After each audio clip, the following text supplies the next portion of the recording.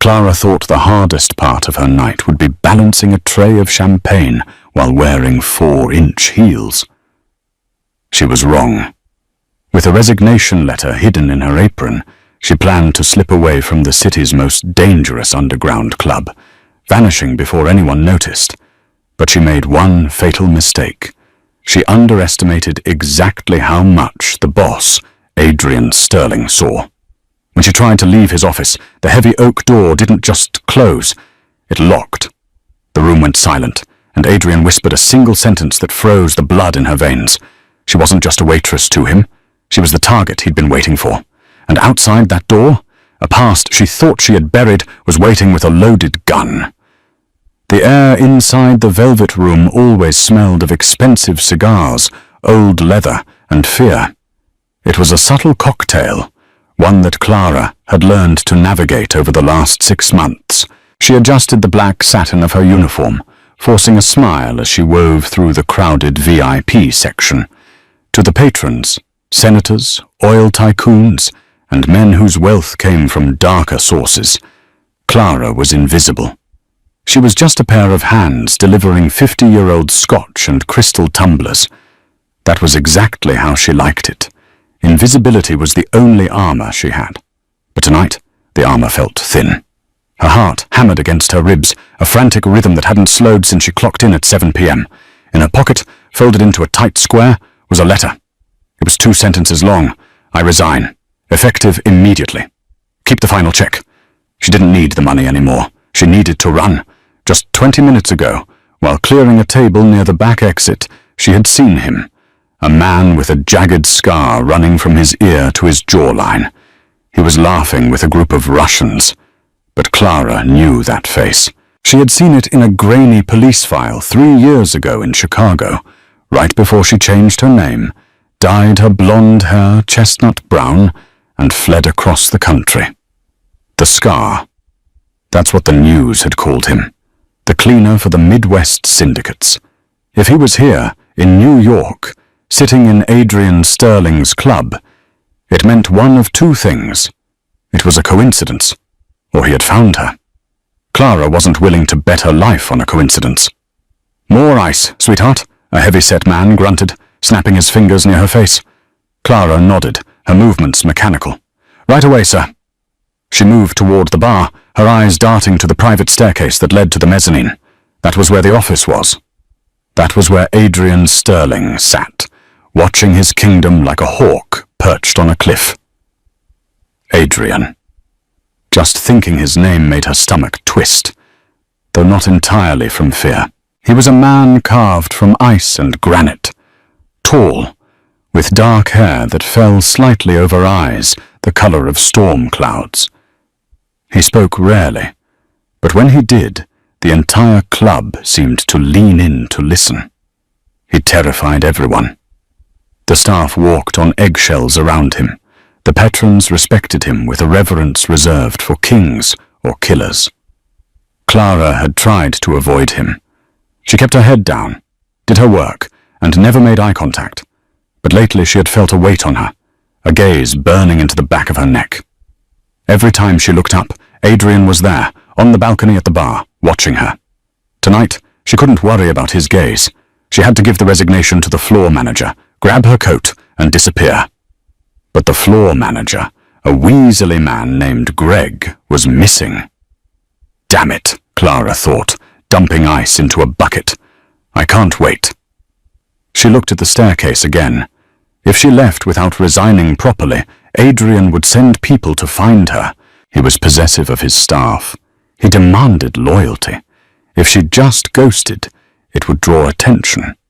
The very thing she was trying to avoid. She had to do this formally. She had to look him in the eye, lie about a sick relative, and walk out. She took a deep breath, smoothing her apron. Just do it. Walk in, hand the paper, walk out. 5 minutes. Clara ascended the stairs. The noise of the club, the thumping bass, the clinking glass, faded into a dull roar as she reached the heavy oak double doors of the executive suite. There were usually guards here, 2 massive men named Rico and Thorne. Tonight, the hallway was empty. A shiver of unease crawled up her spine. It was too quiet. She raised her hand to knock, but the door was slightly ajar. Through the crack, she could see the silhouette of a man standing by the floor-to-ceiling window, looking down at the chaotic street below. She knocked softly. "Mr. Sterling?" The figure didn't flinch. "Enter." His voice was a low baritone, smooth but carrying an edge of command that made her legs feel heavy. Clara pushed the door open and stepped onto the plush Persian rug. The office was dimly lit, illuminated only by the amber glow of a desk lamp and the city lights bleeding in from outside. Adrian turned slowly. He was wearing a tailored charcoal suit, the jacket unbuttoned, his tie loosened slightly. In his hand, he held a glass of bourbon, untouched. "Clara," he said. He didn't ask who it was. He knew. "To what do I owe the pleasure? You're supposed to be on the floor." I know, sir," Clara stammered. She reached into a pocket and pulled out the crumpled note. Her fingers felt numb. "I need to talk to you. Briefly." Adrian took a sip of his drink, his grey eyes locking onto hers. He didn't blink. "You look pale. Are you ill?" "No," she lied. I have a family emergency. My mother. She's sick. In Ohio." Adrian tilted his head slightly, a shark sensing blood in the water. "Ohio? I didn't know you had family in Ohio. Your employment file says you have no living relatives." Clara froze. She had forgotten the lie she put on her application.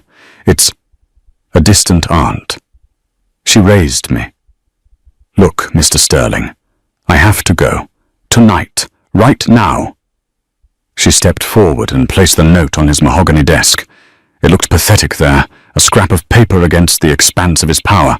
"I'm resigning," she said, her voice gaining a fraction of strength. "I'm sorry for the short notice, but I can't stay." Adrian looked at the paper, then back at her. He didn't pick it up.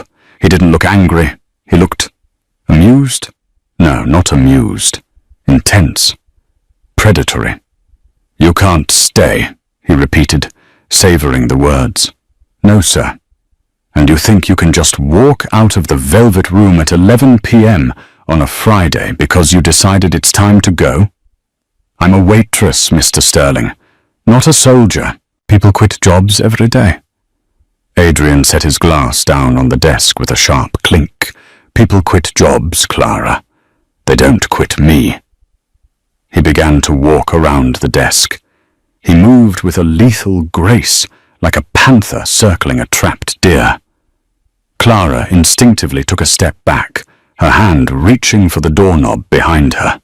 "I really have to go," she whispered, panic rising in her throat. She could practically feel the scar's presence downstairs. Every second she wasted here was a second the noose tightened. "Why the rush?" Adrian stopped 3 feet from her. He towered over her, his scent of sandalwood and expensive tobacco filling her senses. Is it the tips, the hours, or is it the man sitting at table 4 with the scar on his face? Clara's breath hitched. The world seemed to tilt on its axis. He knew. "I don't know what you're talking about," she gasped, gripping the doorknob. "I just need to leave." "Open the door, then," Adrian said softly, crossing his arms. "Go ahead. Walk out." Clara turned the handle. It didn't budge. She twisted it harder, rattling the heavy wood. Locked. It had been open when she walked in, and she hadn't heard a click. It was an electronic lock, controlled from his desk. "Mr. Sterling, let me out," she said, her voice rising an octave. "No, this is illegal. You can't keep me here." "I can do whatever I want, Clara. I own the building. I own the block. And right now, unfortunately for you, I own the problem you brought into my house." Clara spun around, her back pressed against the locked door. Her heart was beating so hard it hurt her chest. The veneer of the shy waitress was gone. The survivor from Chicago was surfacing, desperate and cornered. "I didn't bring anything," she hissed. "I'm just a waitress. If you know who that man is downstairs, then you know I'm not safe here. And neither are you." Adrian laughed. It was a dark, dry sound devoid of humor. He stepped closer, invading her personal space, until she had to tilt her head back to look him in the eye. Up close, he was devastatingly handsome, but the intensity in his gaze was terrifying. "You think a low-level hitman from the Midwest threatens me?" Adrian asked, his voice low. "You think I'm afraid of the scar?" "He killed 3 people in a diner in broad daylight," Clara snapped. "He's a psychopath." "He's a tool," Adrian corrected. "A blunt instrument used by clumsy men. But that begs the question, Clara. Or should I call you Julianne?" Clara felt the blood drain from her face. She stopped breathing. Julianne.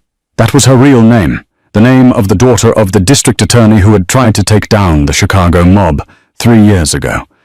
The district attorney who had died in a car accident. "Who are you?" she whispered, her hands trembling uncontrollably. "I'm the man who's been watching you for 6 months," Adrian said. He reached out, his hand hovering near her face. For a second she flinched, expecting a strike, but he merely tucked a loose strand of hair behind her ear. His fingers were warm, his touch startlingly gentle against the violence of his words. "You thought you were clever," he continued, "dyeing your hair, wearing contacts, working in a place where the noise drowns out the thoughts. But you made a mistake coming to New York. My city isn't a hiding place, it's a chessboard, and you, Julianne, are the queen everyone is trying to capture." "If you know who I am, then you know he's here to kill me," Clara cried, tears of frustration stinging her eyes. "Open the door. I have a car stashed 2 blocks away. I can disappear. I've done it before." Adrian slammed his hand against the doorframe next to her head. The sound cracked through the room like a gunshot. Clara gasped, shrinking away. "You aren't listening," he growled, his face inches from hers. "Do you think you walked into this office to quit? You think you have a choice?" He leaned in, his lips brushing against her ear, sending a shock wave of electricity down her spine. "You don't get to run, Clara, because the moment you walk out that door alone, you're a dead woman." He pulled back to look at her, his expression hard as stone. "That man downstairs. He didn't just wander in for a drink. He's been tracking your credit card trail for weeks. He has 3 men covering the back exit and 2 at the front. Your stashed car is already being watched. If I unlock this door and let you leave, you won't make it to the street corner." Clara's legs gave out. She slid down the doorframe, crouching on the floor, burying her face in her hands. It was over. 3 years of running, sleeping with one eye open, living in cheap motels and working double shifts, all for nothing. They had found her. "Then I'm dead anyway," she sobbed into her hands. "If they're here, I'm dead." "Stand up," Adrian commanded. It wasn't a suggestion. Clara looked up at him through her tears. "I said, stand up." Slowly, shakily, she rose to her feet. "You are not dead," Adrian said, buttoning his suit jacket. He walked back to his desk and opened a drawer. He pulled out a heavy, matte black pistol and checked the chamber with a practiced, fluid motion. He slid the weapon into a holster beneath his jacket. "You are not dead, because you belong to me now." Clara blinked, confused. "What?" "I didn't hire you because you can balance a tray," Adrian said, checking his watch. "I hired you because I knew who your father was. I respected him. He was one of the few men in this country with a spine. When I heard his daughter was in the wind, I kept tabs. When you landed in New York, I gave you a job to keep you close, to keep an eye on you. You've been protecting me?" "Passively. Until tonight." Adrian walked over to a panel on the wall and pressed a button. A section of the bookshelf swung open, revealing a hidden elevator. "Now I have to do it actively." He extended a hand toward her. "Come with me." "Where?" Clara asked, looking at the dark opening of the hidden passage. "My penthouse. It's the only place in the city they can't touch." "And if I refuse?" Adrian's eyes darkened. "I wasn't asking for your permission, Clara. I'm telling you how you survived the night. The scar is downstairs. But he isn't the one calling the shots. He's working for the Ivanov family. And if the Ivanovs are moving on American soil, it means a war is starting. He took a step closer, his voice dropping to a dangerous whisper again. You walked into my office to quit your job as a waitress. Consider it accepted. Your new job is staying alive, and you start immediately. Suddenly, a loud crash echoed from downstairs. Gunfire, screams. The bass of the music cut out, replaced by the chaotic noise of a panic stampede. Clara jumped, grabbing Adrian's arm instinctively. They're early, Adrian cursed. He didn't look scared. He looked annoyed. He grabbed Clara's hand, his grip like iron. No more talking. We move. Now. He pulled her towards the secret elevator, but before they could reach it, the heavy oak doors of the office shook. Someone was trying to kick them in. Boom! The wood splintered around the lock. Adrian! Clara screamed. Adrian shoved her behind him, drawing his gun. Get in the elevator, Clara. Go up to the penthouse and lock it from the inside. I'm not leaving you. Go, he roared, shoving her towards the opening. The office doors burst open. 2 men in tactical gear stormed in. Adrian fired twice, double taps to the chest, dropping them instantly. But behind them, stepping over the bodies with a sick grin on his face, was the Scar. He held a submachine gun, his eyes scanning the room until they landed on Clara. Hello, Julianne, the Scar rasped. Daddy sends his regards. Adrian stepped into the line of fire, shielding her completely. He didn't look back at her, but his voice was calm, deadly steady. Close the elevator, Clara. No. If you don't close it, I'll be distracted trying to save you, and we'll both die. Close it. Clara slammed her hand on the button. The bookshelf began to slide shut. The last thing she saw before the darkness swallowed her was Adrian Volkov, standing alone in the center of the room, raising his gun against a wall of enemies, fighting a war she had started. The elevator ride was a silent, suffocating ascent. There were no buttons, only a sleek panel that hummed with a low vibration as Clara, Julianne, shot upward, leaving the chaos of the velvet room 80 floors below. When the doors finally slid open, she wasn't greeted by a hallway, but by a sprawling expanse of glass and steel. Adrian's penthouse was less of a home and more of a fortress in the sky. The walls were floor-to-ceiling windows overlooking the Manhattan skyline, but the beauty of the view was lost on her. All she could think about was the man she had left behind in a room full of killers. Adrian, she shouted, her voice echoing off the cold marble floors. Silence. She spun around, frantically searching for a button to send the elevator back down. There was nothing. A keypad on the wall glowed red. Locked. Damn it! She slammed her fist against the panel. Let me down! She paced the room, her waitress apron stained with a smear of blood. Not hers. It was from when she had grabbed Adrian's arm. Her hands shook uncontrollably. She felt like a trapped bird. She ran to the windows, looking down, but the street was just a blur of red and blue lights. Police cars, ambulances. Had he survived? She spent what felt like hours, though it was likely only 20 minutes, curled up on a white leather sofa, her eyes glued to the elevator doors. She played out every worst-case scenario. She imagined the Scar walking through those doors. She imagined the police coming to arrest her. Then the elevator hummed. Clara scrambled to her feet, grabbing a heavy crystal decanter from a nearby bar cart. She held it like a club, her knuckles white. The doors slid open. Adrian Sterling stumbled out. He wasn't the composed, imperious king of the underworld anymore. His suit jacket was gone. His white dress shirt was soaked in crimson on the left side, shredded where a bullet had grazed him. He was breathing hard, sweat matting his dark hair to his forehead. Adrian! Clara dropped the decanter on the carpet and ran to him. He looked up, his eyes hazy with pain, but still sharp with adrenaline. Put the glass down, Clara. It's expensive. He tried to smirk, but it turned into a grimace as he collapsed onto one knee. You're shot, she gasped, falling to her knees beside him. She hovered her hands over the wound, terrified to touch it. "We need an ambulance. I'm calling 911. "No!" Adrian's hand shot out, gripping her wrist with surprising strength. "No police, no hospitals. They're compromised. Half the precinct is on Ivanov's payroll. You're bleeding out. It's a graze. Through and through, just help me up." Clara gritted her teeth and wrapped her arm around his waist. He was heavy, dead weight leaning on her, but adrenaline gave her the strength to haul him toward the sofa. She eased him down, ruining the pristine white leather with streaks of red. "First aid," she demanded, her voice trembling but authoritative. "Where is it?"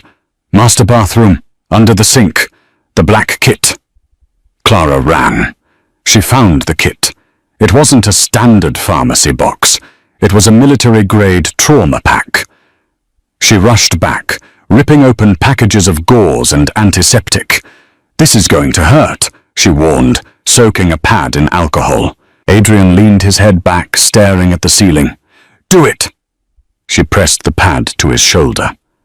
Adrian hissed through his teeth, his entire body seizing up, his hand gripping the armrest so hard the leather creaked. Clara worked fast, cleaning the wound with hands that had steadied themselves out of necessity. She had spent 3 years looking over her shoulder. She knew how to handle fear. It was the blood that scared her. "Why did you do that?" she asked quietly, as she began to wrap the bandage around his muscular shoulder. "You could have just let me leave. You didn't have to take a bullet for a waitress." Adrian opened his eyes. They were dark, unfathomable pools. "I told you, you aren't just a waitress. You're an investment." "Is that all I am? An asset?" Clara tied the bandage tight, making him wince. "You're the daughter of Arthur Vance," Adrian said, his voice raspy. "Your father was the only man who tried to keep the syndicates out of the unions.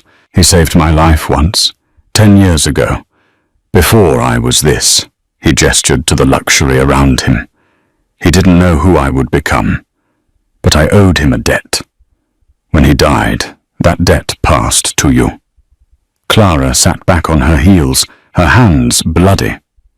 "So this whole time, me getting the job, the apartment I found that was suspiciously cheap, that was you?" "I own the building you live in," Adrian admitted. "I own the coffee shop you visit every morning. I made sure your fake ID passed inspection when it shouldn't have." Clara felt a surge of anger mix with her relief. "You stalked me." "I surveilled you," he corrected. "There's a difference. Stalking is obsession. Surveillance is protection. And considering Victor, the scar, was in my lobby tonight, I'd say I didn't do a good enough job." "Victor?" Clara whispered the name. "Is he dead?" "No." Adrian tried to sit up, groaning. "I killed his men. But Victor is like a cockroach. He slipped out the back when the police sirens started. He'll be back. And he won't come alone next time." Adrian looked at her, his expression hardening. "Which is why we can't stay here." "But you said this place was a fortress." "It was, until I fired a gun inside my own club. Now the police will want to come up for a statement, and if the police come, the Ivanovs will know exactly where we are. We have to burn this location." He stood up, swaying slightly. "Pack a bag, Clara. We're leaving in 10 minutes." "Leaving? To where?" Adrian walked to a painting on the wall, swinging it aside to reveal a safe. He punched in a code. "To the only place I have left that isn't on a digital map. And you're driving." The car was a beast, a matte black Aston Martin, parked in a private basement garage that Clara hadn't even known existed. She sat in the driver's seat, her hands gripping the leather wheel so tight her knuckles were white. Adrian was in the passenger seat, changing his bloody shirt for a fresh black t-shirt he had grabbed from a gym bag. "Take the service tunnel," Adrian instructed, checking the clip of his handgun. "It spills out onto 4th Avenue. Keep your head down." Clara gunned the engine. The car roared to life, a low growl that vibrated through her chest. She tore out of the garage, the tires squealing on the concrete. The city was a blur of neon and rain as they merged onto the highway. Clara checked the rearview mirror every 3 seconds, expecting to see black SUVs tailing them. "Stop checking," Adrian murmured, his eyes closed. "If they were behind us, we'd be dead already. Just drive. Head north, towards Vermont." "Vermont?" Clara asked. "That's 6 hours away." "Exactly. Far enough to buy us time. Close enough to drive in one night." The silence in the car was heavy. The adrenaline was fading, replaced by a bone-deep exhaustion. Clara glanced at Adrian. He was pale, the loss of blood taking its toll. He looked less like a Mafia boss and more like a man carrying the weight of the world. "My father," Clara said suddenly, breaking the silence. "He didn't just die, Adrian. You know that, right?" "I know the Ivanovs rigged his brakes," Adrian said softly. "I know they made it look like an accident." "No," Clara shook her head, tears pricking her eyes again. "I mean, he knew it was coming. 2 days before the crash, he gave me something. He told me that if anything ever happened to him, I was to take it and run. He said never to give it to the police." Adrian opened his eyes, turning his head slowly to look at her. "What did he give you, Clara?" "A key," she said, "and a sequence of numbers. I memorized the numbers. I still wear the key." She reached into her shirt and pulled out a silver chain. Dangling from it was a small, unassuming iron key. It looked like it belonged to an old safety deposit box, not a high-tech vault. Adrian stared at the key, his eyes widening. For the first time all night, he looked genuinely shocked. "Pull over," he commanded. "What? We're on the highway. Pull over, now!" Clara swerved onto the breakdown lane, gravel crunching under the tires. The car came to a halt. Adrian unbuckled his seatbelt and leaned over, examining the key without touching it. "Do you have any idea what this is?" he whispered. "No, I kept it. It was all I had left of him." Adrian let out a long, incredulous breath. He ran a hand through his hair. "This isn't just a key, Clara. This is the death warrant for the entire Ivanov syndicate. Your father was building a RICO case against them, but the evidence vanished when he died. Everyone thought he destroyed it to protect you." He looked at her, a new respect and fear in his gaze. "He didn't destroy it. He locked it away. And you're the walking key to a vault that contains decades of blackmail, murder, and money laundering records." "So that's why they want me," Clara realized, a cold chill washing over her. "It's not just revenge. They think I have the evidence." "They don't think you have it," Adrian corrected. "They think you know where it is. If they catch you, they won't just kill you, Clara. They will torture you until you give them a location you don't even know you have." He looked out the window into the dark, rainy night. "This changes the plan. We aren't just hiding anymore. We have to go on the offensive. If we can find that vault before they find us, we can end this war." "I don't know where the vault is," Clara cried. "He just gave me the key and the numbers. 721-84-12. Adrian froze. "Say that again." 721-84-12. "Why?" Adrian let out a dark, dry chuckle. "Your father was a clever man. Those aren't random numbers. 7/21, July 21st, the day the Velvet Room opened originally, 50 years ago, before I owned it. When it was a speakeasy." "What does that mean?" "It means," Adrian said, looking at her with intensity, "that the vault isn't in a bank. It's in my club. It's been under my feet the entire time." "We have to go back?" Clara asked, horrified. "No, not yet. The place is swarming with cops and Ivanov spies. We need to disappear, regroup, and plan a way to break into my own building." He reached over and put his hand on hers, covering her trembling fingers on the gear shift. "Drive, Clara, drive fast." The safe house was nestled deep in the green mountains of Vermont, miles away from the nearest paved road. It wasn't a rustic cabin. It was a modern, architectural marvel of concrete and glass, cantilevered over a rushing river, It looked like a villain's lair, cold and beautiful. They arrived just as the sun was beginning to bleed grey light over the horizon. The rain had turned to a light snow. Adrian was in bad shape. The drive had exhausted him, and his wound was bleeding through the bandages again. Clara had to help him out of the car, his arm draped heavily over her shoulders. "Code 9921, Adrian mumbled as they reached the heavy steel front door. Clara punched it in. The door hissed open. The air inside was stale and freezing. "Heating, automatic," Adrian slurred, stumbling toward a massive grey couch in the center of the living room. He collapsed onto it, his face grey. "Adrian!" Clara rushed to him, checking his forehead. He was burning up. "You have a fever. The wound might be infected." "I'm fine," he muttered, trying to push her away, but his strength was gone. "Just lock the door. Check the perimeter sensors." "I locked it," Clara said softly. "You need to rest. I'm going to find some antibiotics and water." For the next 6 hours, Clara wasn't a waitress or a fugitive. She was a nurse. She found a well-stocked medical cabinet in the bathroom.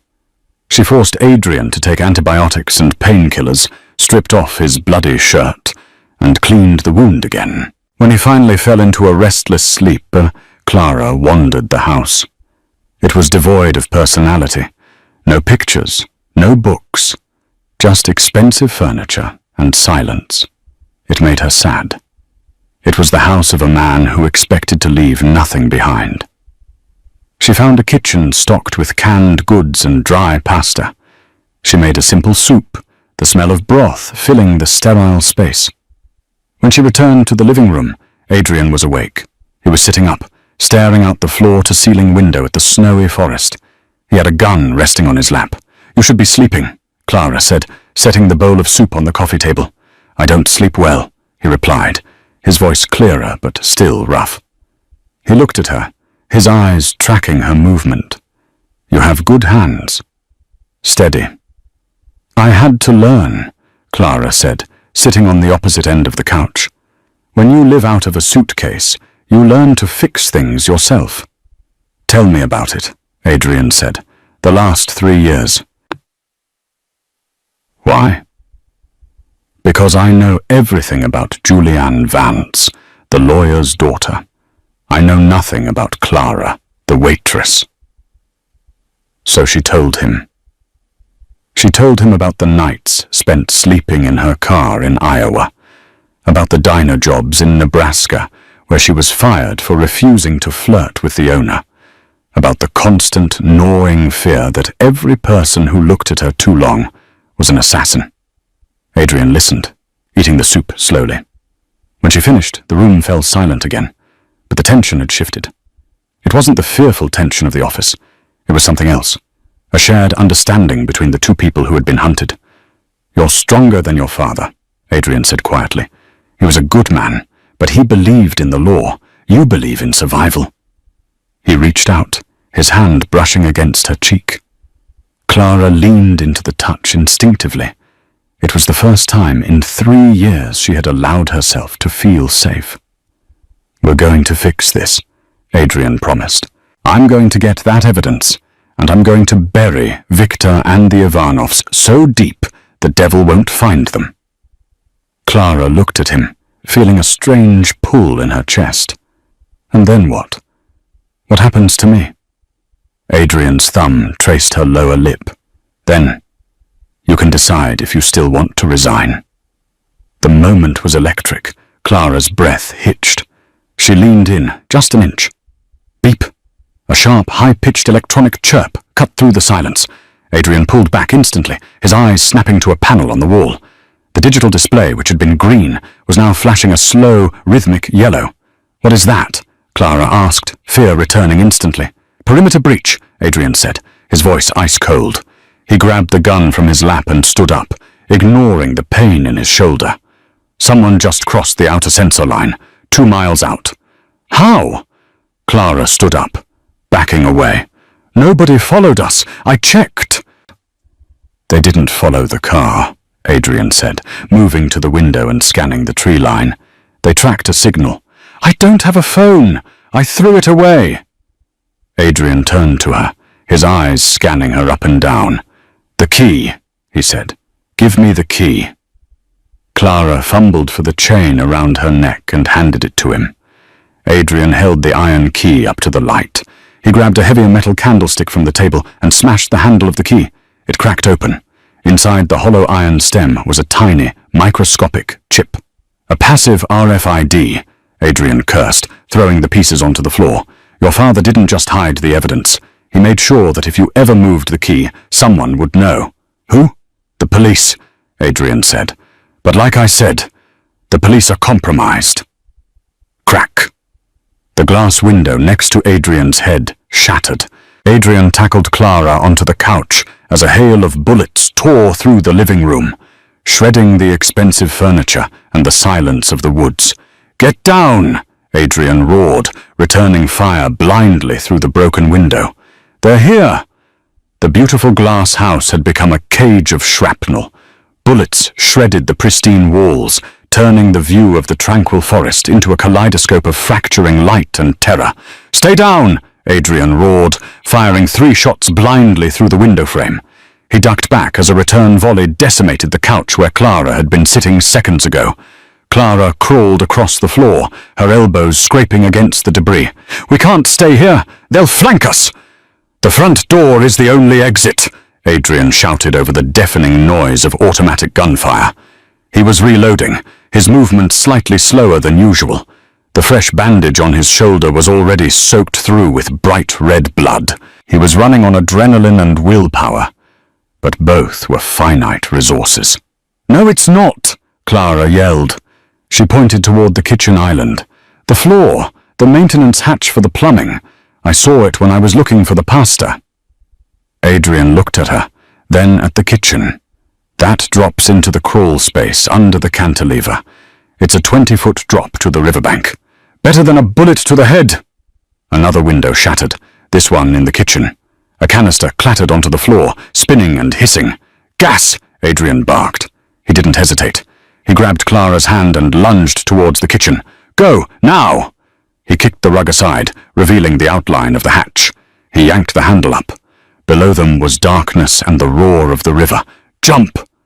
Clara dropped into the void. She landed hard on frozen earth, rolling to absorb the impact. The air was biting cold, smelling of snow and damp soil. A second later, Adrian landed beside her, groaning as his injured shoulder took the jolt. Above them, the house was filling with tear gas. Through the slats of the cantilever, they could hear heavy boots crunching on glass. The hit squad had breached the front door. "They'll check the perimeter," Adrian whispered, pulling her up. "We have to cross the river. The water will hide our tracks." "The river?" Clara looked at the black, rushing water. It was halfway frozen, jagged sheets of ice clinging to the banks. "We'll freeze to death. If we stay on this side, we die. Move!" They slid down the muddy bank. Adrian went first, wading into the icy current. Clara followed. The cold was a physical blow, punching the air from her lungs. The water rose to her waist, numbing her legs instantly. They scrambled over slick rocks, slipping and fighting the current, using the noise of the rushing water to mask their movement. They reached the other side, shivering violently. Clara's teeth chattered so hard her jaw ached. Adrian wasn't looking good. His skin was the color of ash. "Keep moving," he stammered. "Logging road. 1/2 mile east." They ran through the dense tree line, the snow crunching under their sodden boots. Every snapping twig sounded like a gunshot. Behind them, flashlights swept the riverbank they had just left. Shouts echoed in the valley. They had bought themselves minutes, no more. They found the logging road, little more than a dirt track cut through the pines. Parked near a stack of timber was an old, rusted pickup truck, probably used by a foreman or a night watchman. Adrian tried the door. Locked. "Let me," Clara said, pushing him aside gently. She pulled a hairpin from her messy bun. Her hands were shaking from the cold, but her muscle memory from a misspent youth in Chicago kicked in. She jimmied the lock. It clicked. She opened the door and scrambled in, reaching under the steering column. "Hot wire," Adrian asked, leaning against the passenger door, his breathing shallow. Old Ford, Clara muttered, stripping 2 wires with her teeth. Easy. The engine sputtered, coughed, and then roared to life. Clara threw it into gear. Get in! Adrian slumped into the passenger seat. Heater, max. As they tore down the dark mountain road, Clara kept glancing at Adrian. He was fading. The cold and the blood loss were shutting his body down. Don't you dare die on me, Adrian Sterling, she commanded, gripping the wheel. You promised to bury them. You don't break promises. Adrian turned his head, a faint ghost of a smile playing on his lips. I'm not dying, Clara. I'm just thinking. Thinking about what? About how a waitress learned to hotwire a truck in under 30 seconds. I told you, she whispered, tears freezing on her cheeks. I'm not just a waitress. No, Adrian murmured, his eyes closing. You're the queen. New York City was a fortress of glass and steel, indifferent to the 2 fugitives speeding across the George Washington Bridge in a stolen, rusted pickup truck. It was 3 a.m. The city that never sleeps was in its darkest hour. Adrian had regained some consciousness after Clara forced him to drink sugary soda and eat a granola bar she found in the truck's glove box. The heater had thawed their limbs, but the danger was colder than the Vermont River. We can't just walk in the front door of the Velvet Room, Clara said. The police tape will be up. There will be a patrol car. The police aren't the problem, Adrian said, checking his weapon. He had 2 magazines left. Victor will have men inside. He knows the vault is there. He just doesn't know the code or the location. He's probably tearing the walls down looking for it. So we're walking into a trap. We're springing it, Adrian corrected. Park in the alley on 42nd. There's a coal chute that leads to the old boiler room. It connects to the wine cellar. They ditched the truck and moved through the shadows of the alley. The city air smelled of exhaust and garbage, a stark contrast to the pine of Vermont. But to Clara, it smelled like a battlefield. The coal chute was tight. Clara went first, sliding down into the soot-choked darkness. Adrian followed, landing with a heavy thud that made him wince. They navigated the labyrinth of the basement, moving past silent boilers and stacks of crates. They reached the wine cellars. Clara paused, her heart hammering. Above them, through the floorboards, she could hear footsteps, slow, deliberate. They're here, she mouthed. Adrian nodded. He signaled for her to stay behind him. They crept up the service stairs, emerging behind the bar in the main lounge. The club was a wreck. The fight from the night before, or was it 2 nights ago, had left tables overturned and glass shattered everywhere. But the destruction had continued. The walls had been smashed open with sledgehammers. The upholstery was ripped apart. Victor's men were looking for the vault. 2 guards stood near the main entrance, smoking. Adrian moved like a shadow. He came up behind the first one, striking him with the butt of his gun. Silent, efficient. The man crumpled. The second guard turned, but Adrian was already there, grabbing his throat and slamming him against the wall, choking him into unconsciousness before he could make a sound. Adrian looked back at Clara and pointed to the stairs leading to the office. The office. The place where this nightmare began.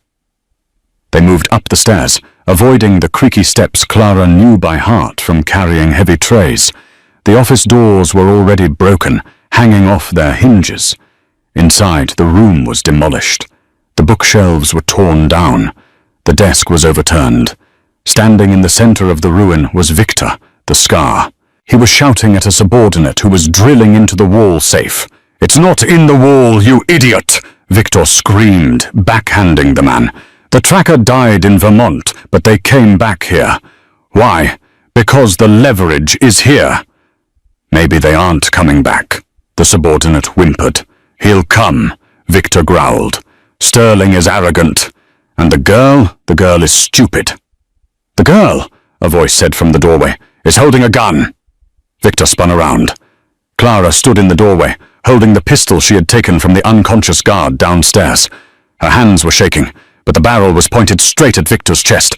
"Julian," Victor smiled, spreading his arms. The jagged scar on his face twisted hideously. "You look terrible, sweetheart." "Rough night?" "Get away from the desk," Clara ordered. "Or what? You'll shoot me? You've never fired a gun in your life." "I have." Adrian's voice came from the shadows behind Clara. He stepped into the light, his own gun raised. "And I don't miss." Victor laughed. "Sterling, you look like you've lost a few pints. Can you even hold that steady?" "Steady enough to put a bullet between your eyes." "You could," Victor agreed. "But then you'd never know who hired me." "You think I'm the top of the food chain? The Ivanovs are just the muscle. The man who wants those files. He's the one who signs your liquor license. He's the one who controls the NYPD. I don't care who he is," Adrian said. "I'm going to bury him too." "Bold words," Victor snapped his fingers. From the shadows of the balcony, 3 more men emerged, weapons trained on Adrian and Clara. It was a standoff, 3 against 2, and Adrian was wounded. "Drop the guns," Victor commanded, "or the girl dies first." Adrian hesitated. He looked at Clara. "Do it, Adrian," Clara said softly. "Clara, trust me." Adrian slowly lowered his gun to the floor. Clara did the same. "Good," Victor grinned. "Now, Julianne, you're going to tell me where the vault is, or I'm going to start cutting pieces off your boyfriend here." Clara took a deep breath. She walked past Adrian, stepping into the center of the room. She looked Victor in the eye. "It's under the rug," she said. Victor raised an eyebrow. "The rug?" "My father. He liked puzzles. The numbers. 7, 21, 84, 12. It's not a combination. It's coordinates within the room." She pointed to a specific spot on the Persian rug, right where the bloodstains from the previous night had dried. "There." Victor motioned to his men. "Check it." One of the men shoved the heavy desk aside and ripped up the rug. Beneath it, set flush into the floorboards, was a steel panel with a digital keypad. "Well, well," Victor murmured. He looked at Clara. "Open it." Clara knelt by the safe. She could feel the cold steel under her fingers. She punched in the code. 07218412. Beep. Click. The hydraulic hiss of the safe opening echoed in the silent room. "Step away," Victor ordered, aiming his gun at her head. Clara stood up and backed away, moving until her back hit the front of the heavy mahogany desk. Victor stepped forward, greedy, his eyes locked on the open safe. He looked down into the dark compartment. "Empty?" Victor roared, looking up. "It's empty." "It's not empty," Clara said, her voice trembling with adrenaline. "Look closer. There's a false bottom."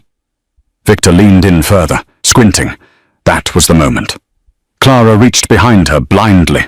Her hand found what she was looking for, the bottle of 50-year-old scotch Adrian had left on the desk the night she tried to resign. "Adrian, down!" she screamed. She grabbed the bottle and smashed it not at Victor, but at the exposed electrical socket on the wall, where the safe's wiring had been ripped out during the earlier search. The high-proof alcohol splashed over the sparking wires and onto the alcohol-soaked rug. Whoosh! A wall of blue and orange fire erupted instantly, separating Victor and his men from Adrian and Clara. Victor screamed as the flames caught his pant leg. He fired blindly through the fire. "Move!"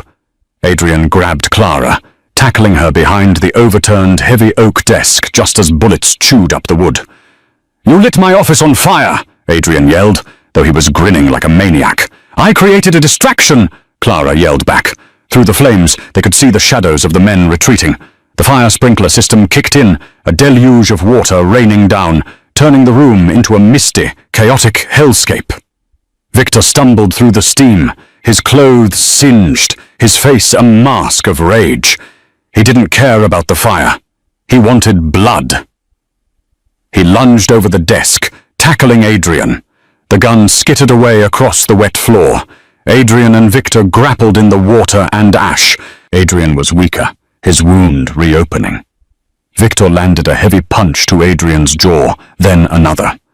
He wrapped his hands around Adrian's throat, squeezing. "Die!" Victor spat. "Just die!" Clara scrambled for the gun. It was too far. She looked around. She saw the shattered remains of the Scotch bottle. She grabbed a jagged neck of glass. She didn't scream. She didn't hesitate. She drove the glass into the side of Victor's neck. Victor gasped, his grip loosening. He looked at Clara, shock registering in his eyes. He slumped sideways, rolling off Adrian, gargling as he clutched his neck. Adrian coughed, gasping for air. He looked at the body of the man who had hunted them, then at Clara. Clara dropped the bloody glass, her hands shaking violently. "It's over," she whispered. Adrian pulled himself up, wincing. He crawled over to the open floor safe. He reached in, not for a false bottom, but for a small, waterproof drive taped to the underside of the lid. He was looking in the hole, Adrian rasped, holding up the drive. He never looked at the lid. Sirens wailed outside. Real sirens. Dozens of them. "The police," Clara said, panic rising. "If they're compromised." Adrian stood up, swaying. He took Clara's hand, lacing his fingers through hers. He walked to the window, the drive clutched tight in his other hand. "Let them come," Adrian said, watching the flashing lights illuminate the rain. "We have the insurance, and for the first time in my life, I have something worth fighting for." He looked at Clara, the waitress who had saved his life, the girl who had burned down his office, the woman who had killed his monster. "You're fired, Clara," he said softly. "What?" She blinked, adrenaline crashing. "You're fired," he repeated, pulling her into a kiss that tasted of smoke and rain. "I can't date my employees." And just like that, Clara went from serving drinks to saving the boss, proving she was never just a waitress. She was a queen in the making. From the moment that office door locked to the final fiery showdown in the ruins of the Velvet Room, Adrian and Clara proved that in a world of crime and betrayal, trust is the most dangerous weapon of all. They started as enemies, trapped in a room, and ended as partners ready to take on the world. What did you think of that ending? If this story kept you on the edge of your seat and you loved the chemistry between the Mafia boss and the waitress, please hit that like button right now. It really helps the channel grow and lets me know you want more intense Mafia romances like this one. Don't forget to share this video with a friend who loves a good twist, and make sure to subscribe and ring the notification bell so you never miss a new story. I post new dramas every week. I have a question for you. Do you think Clara should take over the business alongside Adrian? Or should they take the money and vanish into a normal life? Let me know your theory in the comments below. Thanks for watching, and I'll see you in the next video.